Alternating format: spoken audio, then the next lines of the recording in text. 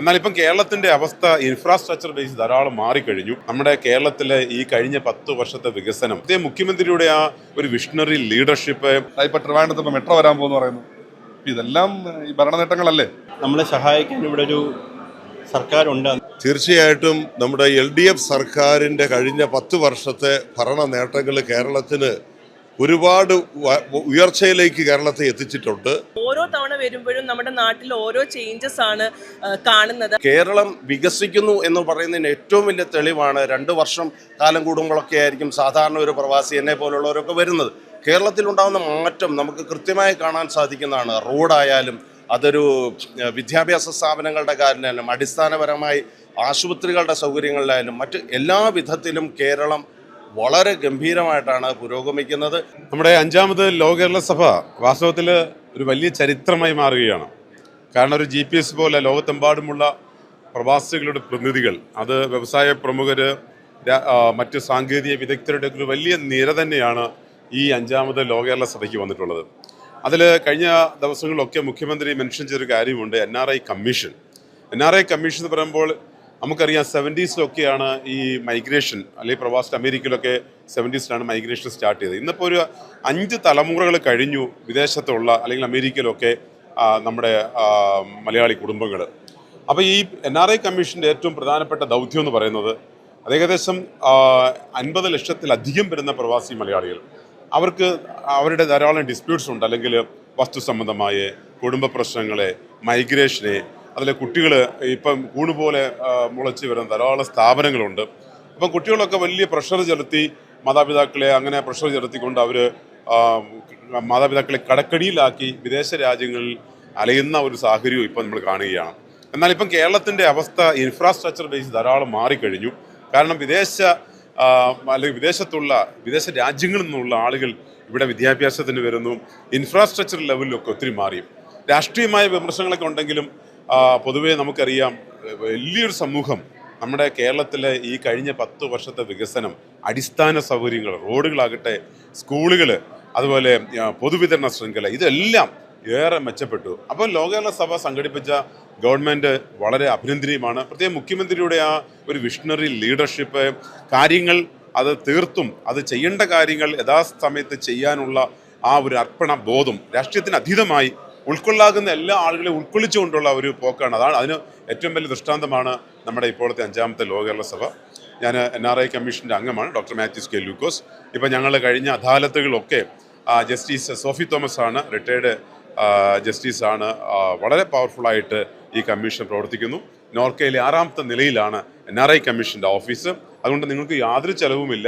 ഒരു വൈറ്റ് പേപ്പറിൽ നിങ്ങൾ പ്രവാസിയാണെന്ന് തെളിയിക്കുന്ന അല്ലെങ്കിൽ ആ ഒരു പാസ്പോർട്ടോ വിസയുടെ കോപ്പിയുമായിട്ട് നിങ്ങൾ NRI കമ്മീഷൻ്റെ ഓഫീസിലേക്ക് വന്നു കഴിഞ്ഞാൽ നിങ്ങളുടെ പ്രശ്നങ്ങൾക്ക് അതിവേഗം പരിഹാരമാവുകയും, അതായത് ഇപ്പോൾ എല്ലാ ജില്ലകളിലും SP ലെവലിലുള്ള ഓഫീസറാണ് ഈ കേസുകൾ പരിഹരിക്കാൻ വേണ്ടി ഗവൺമെൻറ് നിയോഗിച്ചിരിക്കുന്നത്. DGP ലെവലിൽ വർക്ക് ചെയ്യുന്നു. അതുകൊണ്ട് ഇന്ന് ഈ ലോക കേരള സഭ അല്ലെങ്കിൽ ഇത് ഈ CM വിത്ത് CM എന്ന ഈ പ്രോഗ്രാം കാണുന്ന എല്ലാ പ്രവാസി മലയാളികൾക്കും ഇതൊരു വലിയ ചരിത്ര അല്ലെങ്കിൽ ഒരു തുടക്കമാണ്. നിങ്ങൾ ഈ സൗകര്യങ്ങൾ മാക്സിമം പ്രയോജനപ്പെടുത്തുക എന്നുള്ളതാണ് എനിക്കിവിടെ ഓർപ്പിക്കാനുള്ളത്. എൻ്റെ പേര് ജോസ് മണക്കാട്ട്, ഷിക്കാഗോ മലയാളി അസോസിയേഷൻ്റെ പ്രസിഡൻ്റാണ്. ഈ 5ാം ലോക കേരള സഭയിൽ ഷിക്കാഗോ മലയാളി സമൂഹത്തിനെയും അതോടൊപ്പം നോർത്ത് അമേരിക്കൻ മലയാളി സമൂഹത്തിനെയും അവരുടെ ഒരു പ്രമുഖമായിട്ട് ഞാനിവിടെ എത്താൻ സാധിച്ചതിൽ വളരെയധികം സന്തോഷവും അഭിമാനവുമുണ്ട്.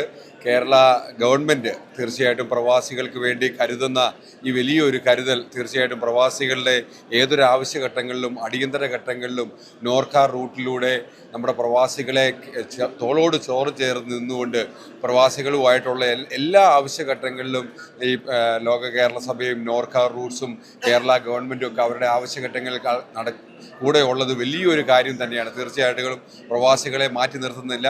പ്രവാസികളുടെ ഏതൊരു ആവശ്യഘട്ടങ്ങളിലും കേരള ഗവൺമെൻറ് കൂടെ നിന്നുകൊണ്ടാണ്, നമ്മളോടൊപ്പം നിന്നുകൊണ്ടാണ് മുമ്പോട്ട് പോകുന്നത്. തീർച്ചയായിട്ടും ഇനി മുമ്പോട്ടുമുള്ള എല്ലാ നോർക്ക റൂട്ട്സിൻ്റെയും ഗവൺമെൻറ്റിൻ്റെയും ഈ ലോക കേരള സഭയുടെ എല്ലാ പ്രവർത്തനങ്ങളിലും എല്ലാ ആശംസകളും എല്ലാ അഭിവാദ്യങ്ങളും ഈ അവസരത്തിൽ ഷിക്കാഗോ മലയാളി അസോസിയേഷൻ്റെ പേരിലും എൻ്റെ വ്യക്തിപരമായ പേരിലും അർപ്പിക്കുകയാണ്. ഇവിടെ ഈ 5ാം ലോക കേരള സഭയിൽ ഫോമയിൽ നിന്നും ഫുക്കാനയിൽ നിന്നും നോർത്ത് അമേരിക്കയിലെ വിവിധ നേതാക്കന്മാരും ലീഡേഴ്സും ഇവിടെ എത്തിയിട്ടുണ്ട്. എല്ലാവരുടെയും പേരിലുള്ള ആശംസകൾ ഈ അവസരത്തിൽ അർപ്പിച്ചുകൊള്ളുന്നു. ഞങ്ങൾ ആഫ്രിക്കയിൽ നിന്ന് വന്ന LKS മെമ്പേഴ്സാണ്. ഇദ്ദേഹം സൗത്ത് ആഫ്രിക്ക, ഞാൻ ബെനിൻ, ഇദ്ദേഹം ടോഗോ. അപ്പോൾ ഞാൻ ഈ കഴിഞ്ഞ 3 ടേമായിട്ട് LKSൽ വരുന്നുണ്ട്. അപ്പോൾ LKSനെ പറ്റി പറയുകയാണെങ്കിൽ പ്രവാസികളെ കുറിച്ചാണല്ലോ നമ്മൾ ചർച്ച ചെയ്യേണ്ടത്. പ്രവാസികളുടെ ക്ഷേമവും പ്രവാസികളുടെ ഡെവലപ്മെൻറ്റുമാണ് ബേസിക്കലി LKSൽ ചർച്ച ചെയ്യപ്പെടുന്നത്. ഏറ്റവും വലിയ സന്തോഷമുള്ള കാര്യം എന്ന് പറഞ്ഞാൽ മുൻകാലങ്ങളിൽ ചർച്ച ചെയ്യപ്പെട്ടുള്ള എല്ലാ വിഷയങ്ങളിലും ഭൂരിഭാഗം വിഷയങ്ങളിലും തീരുമാനമായെന്നുള്ളതാണ്. അതിൽ ഏറ്റവും വലിയ കാര്യം ഈ നോർക്ക കെയർ ആണ്. നോർക്ക കെയർ എന്ന് പറഞ്ഞ ഇൻഷുറൻസ് പദ്ധതി. ഇപ്പോൾ ഞങ്ങൾ കുറച്ച് മുമ്പ് പറഞ്ഞതേ ഉള്ളൂ, ഒരു ഇൻഷുറൻസ് കിട്ടുക എന്നുള്ളത് വളരെ ബുദ്ധിമുട്ടുള്ള കാര്യമാണ് ആഫ്രിക്ക പ്രത്യേകിച്ച്. പക്ഷെ അവിടെ ഇങ്ങനൊരു പദ്ധതി, വളരെ ഫ്ലെക്സിബിൾ ആയിട്ടുള്ളൊരു പദ്ധതി ഡിസൈൻ ചെയ്ത, അല്ലെങ്കിൽ അങ്ങനൊരു പദ്ധതി പ്ലാൻ ചെയ്ത് ഇംപ്ലിമെൻറ്റ് ചെയ്യാൻ സാധിച്ചത് LKSൻ്റെ ഒരു നേട്ടം തന്നെയാണ്. അപ്പോൾ അത് പ്രവാസികൾക്ക് വളരെ, പ്രത്യേകിച്ച് ഈ ആഫ്രിക്കയിലുള്ള പ്രവാസികൾക്ക് വളരെയധികം ഗുണം ചെയ്തിട്ടുള്ളതാണ്. അത് സത്യമാണ് കേട്ടോ. പിന്നീട് നോക്കുകയാണെങ്കിൽ നമ്മുടെ നാട്ടിൻ്റെ ഡെവലപ്മെൻറ്റ് ഈ കഴിഞ്ഞ 10 വർഷങ്ങളിൽ നമ്മുടെ ഇൻഫ്രാസ്ട്രക്ചറിൻ്റെ ഡെവലപ്മെൻറ്റ് വളരെ വലുതാണ്. റോഡുകൾ, ഇപ്പോൾ ഏത് ഗ്രാമങ്ങളിൽ പോയാലും റോഡുകൾ നല്ല ഒരു സ്റ്റാൻഡേർഡിലാണ് റോഡൊക്കെ ചെയ്തിരിക്കുന്നത്. അപ്പോൾ അതുകൊണ്ട് തന്നെ നമ്മൾ വരുന്ന ആൾക്കാർക്കെല്ലാം വളരെ ഈസി ആയിട്ട് ട്രാവൽ ചെയ്യാൻ പറ്റുന്നുണ്ട്. പിന്നെ നമുക്കറിയാമല്ലോ, പിന്നെ ഒരുപാട് ഡെവലപ്മെൻറ്റ്സ് വരുന്നത് വിഴിഞ്ഞം തുറമ്പോൾ, പിന്നെ കുറേ പദ്ധതികൾ നമുക്ക് അറിയാത്ത കുറേ പദ്ധതികൾ വരുന്നുണ്ട്. എല്ലാം നമുക്കറിയത്തില്ല. അപ്പോൾ പ്രവാസികളുമായിട്ട് ബന്ധപ്പെട്ട കാര്യങ്ങളെ അറിയുള്ളൂ. ഇപ്പോൾ ട്രിവാൻഡ്രത്ത് ഇപ്പോൾ മെട്രോ വരാൻ പോകുമെന്ന് പറയുന്നു. ഇതെല്ലാം ഈ ഭരണ നേട്ടങ്ങളല്ലേ? എനിക്ക് പറയാനുള്ളത്, എൻ്റെ പേര് ജെയിംസ് ചക്കാട്ട്, ഞാൻ സൗത്ത് ആഫ്രിക്കയിൽ നിന്നുള്ള പ്രതിനിധിയാണ്. എനിക്ക് പറയാനുള്ളത്, ഈ ലോക കേരള സഭ രാഷ്ട്രീയത്തിനതീതമായിട്ട് എല്ലാവരും സഹകരിച്ച് മുന്നോട്ട് പോകേണ്ട ഒരു സംഘടനയാണ്.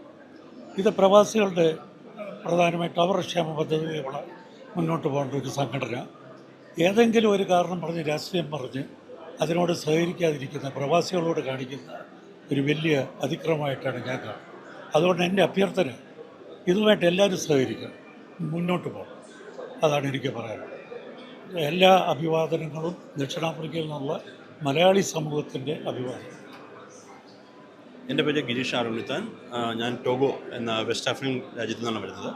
പ്രധാനമായിട്ടും ഈ LKSനോടനുബന്ധിച്ച് ഈ കേരള സർക്കാരിൻ്റെ പ്രവർത്തനങ്ങളെപ്പറ്റി പറയുകയാണെങ്കിൽ, ഏറ്റവും കൂടുതൽ ആഫ്രിക്കയിൽ ഞങ്ങൾക്ക് ഇപ്പോൾ കഴിഞ്ഞ കുറച്ച് വർഷങ്ങളായിട്ട് നോർക്ക എന്ന ഇതുമായിട്ട് പ്രവർത്തിക്കാൻ വളരെയധികം സാധിച്ചിട്ടുണ്ട്. നമുക്ക് ഒത്തിരി മെമ്പേഴ്സിനെ ചേർക്കാൻ കഴിഞ്ഞു. ഹരീഷ് ജി പറഞ്ഞ പോലെ നോർക്ക കെയറിലെ ആൾക്കാരെ ചേർക്കാൻ കഴിഞ്ഞു. പിന്നെ പല കാര്യങ്ങൾക്കും നമുക്ക് എന്തിനും നമ്മൾക്ക് അവിടെ നിന്ന് ഒരു വിളിച്ചാൽ നമ്മളെ സഹായിക്കാൻ ഇവിടെ ഒരു സർക്കാരുണ്ട്, അതിൻ്റെ പ്രതിനിധികളുണ്ട് എന്നുള്ളൊരു കാര്യം നമുക്ക് വളരെ ട്രാൻസ്പെറൻ്റായിട്ട് കിട്ടുന്നൊരു കാര്യമാണ്. എന്ന് വെച്ചാൽ ഞങ്ങൾക്ക് പല കാര്യങ്ങൾക്കും ഞങ്ങൾക്ക് അതിൻ്റെ അനുഭവപ്പെട്ട ആൾക്കാരാണ്. വിത്തിൻ 24 hours അല്ലെങ്കിൽ വിത്തിൻ 5 hours ഒക്കെ ഞങ്ങൾക്ക് പല കാര്യങ്ങളും നമുക്ക് ചെയ്തു കിട്ടിയിട്ടുണ്ട്. അതൊരു ഗവൺമെൻറ് നേട്ടം തന്നെയാണ്. അതിനെ അഭിനന്ദിക്കുക തന്നെ വേണം. അതാണ് എനിക്ക് പ്രധാനമായിട്ട് പറയാനുള്ളത്. അതുപോലെ തന്നെ നമ്മൾ നോക്കുകയാണെങ്കിൽ നമ്മുടെ മുഖ്യമന്ത്രി ഇത്രയും പ്രായമായിട്ടും ഇന്നലെ ഒരു 1.5 മണിക്കൂർ ഒരേപോലെ നിന്ന് നമുക്ക് വേണ്ടി സംസാരിക്കുകയാണേ. അപ്പോൾ അദ്ദേഹം കുറച്ചു മുമ്പ് അദ്ദേഹം പറഞ്ഞു ഇത് ലോക കേരള സഭ എന്ന് പറയുന്നത് നമ്മുടെ മലയാളികളുടെ, അതായത് പ്രവാസി മലയാളികളുടെ പാർലമെൻറ്റാണ്. അതിനപ്പുറം ഈ ലോക കേരള സഭ വരുന്ന ഒരു അംഗങ്ങൾക്കും അതിനപ്പുറം ഒരു സന്തോഷം ഉണ്ടാവുമെന്ന് തോന്നുന്നില്ല. കാരണം അത്രയ്ക്ക് അദ്ദേഹം അതിനെ സ്നേഹിക്കുന്നുള്ളതാണ്, അല്ലെങ്കിൽ അദ്ദേഹം അത്രയ്ക്ക് അതിനെ സീരിയസ് ആയിട്ട് കാണുന്നുള്ളതാണ്. തീർച്ചയായിട്ടും നമ്മുടെ LDF സർക്കാരിൻ്റെ കഴിഞ്ഞ 10 വർഷത്തെ ഭരണ നേട്ടങ്ങൾ കേരളത്തിന് ഒരുപാട് ഉയർച്ചയിലേക്ക് കേരളത്തെ എത്തിച്ചിട്ടുണ്ട്. അത് എല്ലാ മേഖലകളിലും തന്നെ. പ്രധാനമായിട്ട് പറഞ്ഞാൽ നമ്മുടെ ഇപ്പോഴത്തെ കേരളത്തിൻ്റെ ലൈഫ് എക്സ്പെക്റ്റൻസി എന്ന് പറയുന്നത് തന്നെ പുരുഷന്മാർക്ക് ഏകദേശം 79 ഏജിലാണ്. അത് പണ്ട് വളരെ താഴ്ന്ന ഒരു ലെവലിലായിരുന്നു 10 വർഷങ്ങൾക്ക് മുൻപ്. അതുപോലെ സ്ത്രീകൾക്ക് അതിനേക്കാൾ കൂടുതലാണ് ലൈഫ് എക്സ്പെക്റ്റൻസി തന്നെ എന്ന് പറയുന്നത്. നമ്മുടെ ഈ നാട്ടിൽ ജീവിക്കുന്ന ഒരാളുടെ ഒരു ആയുസ് പറയുന്നത് ഏതാണ്ട് 83 ഏജിലേക്ക് അത് എത്തിയിരിക്കുകയാണ്.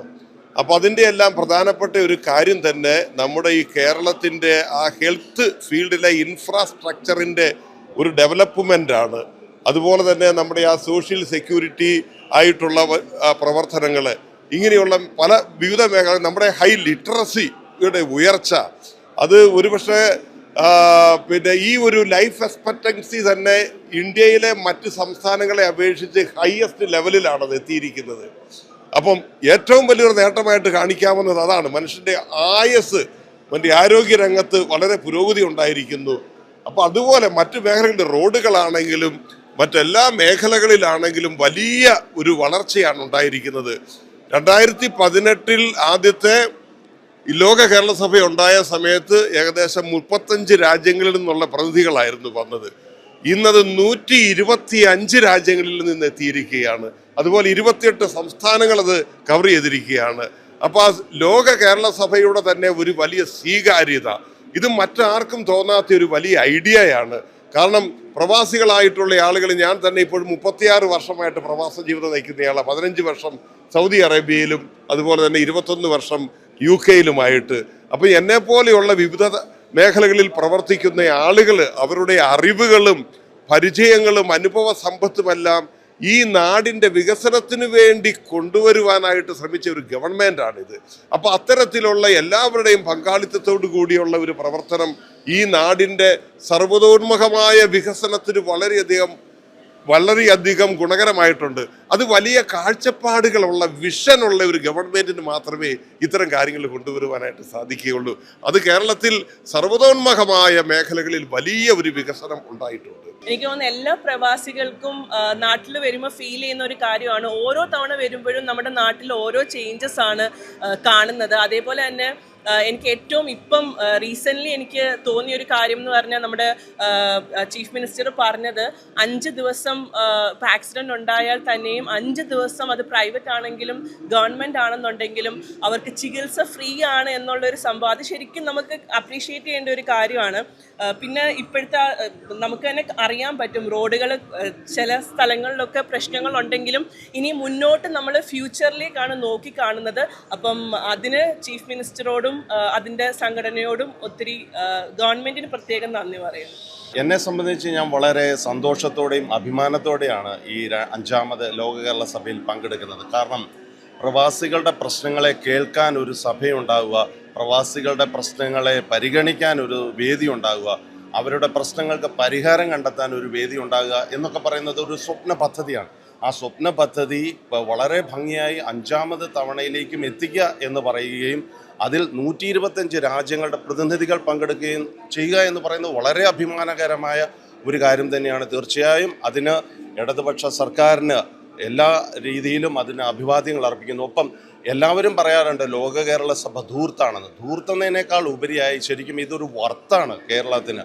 125 രാജ്യങ്ങളിലെയും പ്രവാസികൾ വന്ന് അവരുടെ സ്കില്ലും അവരുടെ കഴിവും അവരുടെ അറിവും അതാത് രാജ്യങ്ങളിലെ പ്രശ്നങ്ങളും ഈ വേദിയിൽ പങ്കിടുകയും ആ വേദിയിൽ അതിനുള്ള പരിഹാരമുണ്ടാവുകയും അടുത്ത സഭയിലേക്ക് വരുമ്പോഴത്തേക്കിന് തന്നെ അതിൻ്റെ കാര്യങ്ങൾ ഏറെക്കുറെ പരിഹരിക്കപ്പെടുകയും പുതിയ തരത്തിലുള്ള പദ്ധതികൾ നമ്മൾ കണ്ടെത്തുകയും ചെയ്യുന്നു. ഇപ്പോഴാണെങ്കിലും ഇവിടെ പല രീതിയിലുള്ള കാര്യങ്ങൾ നടപ്പിലാക്കിയിട്ടുണ്ട്. നോർക്കയുമായി ബന്ധപ്പെട്ട് കൃത്യമായി നടപ്പിലാക്കുന്നു. നോർക്കയുമായി ബന്ധപ്പെട്ടുള്ള പല കാര്യങ്ങളും വളരെ കൃത്യമായി നമുക്ക് ചെയ്യാൻ പറ്റുന്നുണ്ട്. ഒപ്പം കേരളം വികസിക്കുന്നു എന്ന് പറയുന്നതിന് ഏറ്റവും വലിയ തെളിവാണ് 2 വർഷം കാലം കൂടുമ്പോഴൊക്കെ ആയിരിക്കും സാധാരണ ഒരു പ്രവാസി എന്നെ പോലുള്ളവരൊക്കെ വരുന്നത്. കേരളത്തിലുണ്ടാകുന്ന മാറ്റം നമുക്ക് കൃത്യമായി കാണാൻ സാധിക്കുന്നതാണ്. റോഡായാലും അതൊരു വിദ്യാഭ്യാസ സ്ഥാപനങ്ങളുടെ കാര്യമായാലും അടിസ്ഥാനപരമായി ആശുപത്രികളുടെ സൗകര്യങ്ങളിലായാലും മറ്റ് എല്ലാ വിധത്തിലും കേരളം വളരെ ഗംഭീരമായിട്ടാണ് പുരോഗമിക്കുന്നത്. അതിന് പ്രവാസികളുടെ പങ്ക് ചെറുതല്ല, വളരെ വലിയ പങ്കാണ്. പക്ഷേ ആ പ്രവാസികളുടെ പങ്ക് വലുതാകുമ്പോഴും പോളിസി മേക്കിങ്ങിലും നമുക്ക് നമ്മുടെ അഭിപ്രായങ്ങൾ പറയാനുള്ളൊരു വേദി ഉണ്ടാകുന്നു എന്നുള്ളതും വളരെ സുപ്രധാനമായ കാര്യമാണ്. ചുരുക്കി പറഞ്ഞാൽ ഈ ലോക കേരള സഭ എന്ന് പറയുന്നത് വളരെ അധികം പ്രവാസികളുടെ കാര്യങ്ങളെ ചേർത്ത് നിർത്തിക്കൊണ്ട് പ്രവാസികളോടൊപ്പം പോകാൻ വേണ്ടിയുള്ള ഒരു വലിയ സംരംഭമാണ്. ഇതിന് എല്ലാവിധമായ വിജയങ്ങളും ആശംസിക്കുന്നു.